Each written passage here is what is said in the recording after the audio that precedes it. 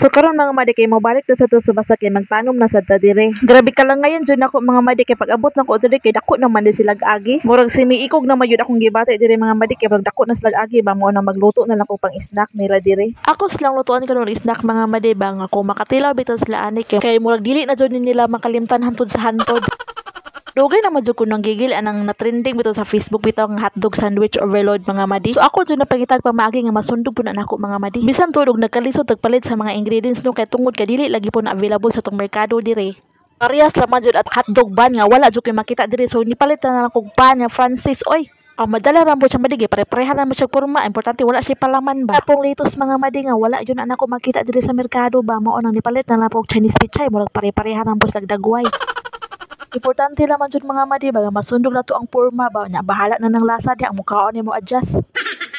Sumoon akong finished product sa akong sandwich overload diri mga madi. Nya ako po nang tilawan para mahibaw po dog unsa poy lami ani. Suspertig yung lami mga madi pagtilaw gyud nako basta nikiay na lami ko sa kalami.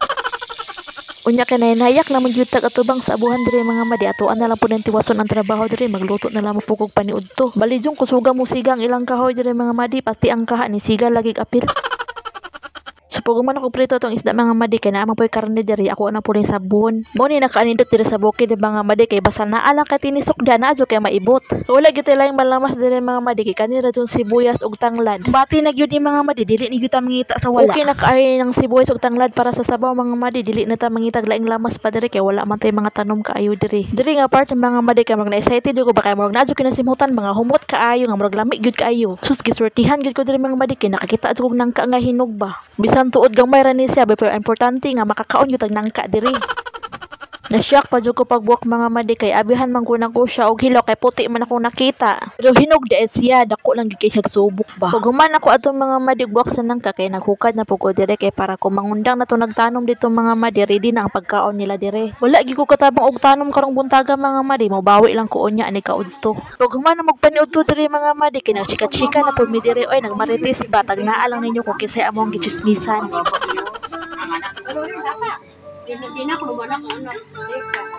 Kinauman naman may og chismis ito mga madi maon karon magtanom na pud mi og makatanom na gyud ko ani kay wala na mo koy buhaton lain dire. Na timingan pa gyud mga madi kay pagtanom nako dire kay wala gyud ni init ba pretig yung landonga murag mawala jud ang sakit sa hawak ani ba murag mutulin gyud tagtanom ani ba. Paspas gud kaayo ta mo tanom diring napita ron.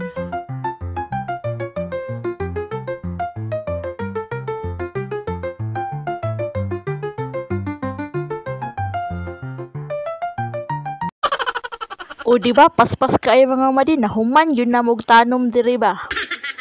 So guys, Freddy si Papa nagparapatay sa kuhol mga madi. Kay ba sinilig mata niya sa ugma wala na tanom na bilin diri. Og diri na lang pud kutob ang akong video mga madi. Salamat kay sa pagtan-aw. Please follow my page.